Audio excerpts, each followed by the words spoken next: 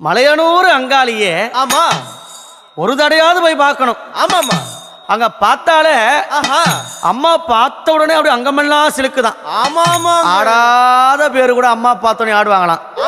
அப்படி இருக்கும்போது மலையனூர் போகணுங்க அத்தாளனா பார்க்கணுங்க, மலையனூர் போகணுங்க அத்தாளனா பார்க்கணுங்க, அத்தாள பார்த்ததுமே மருள் வந்து ஆடுதுங்க.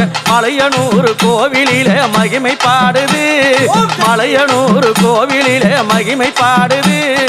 உடுக்க ஒலி கேட்டதுமே உலகம் ஆடுது, அம்மா உடுக்க ஒலி கேட்டதுமே உலகம் ஆடுது.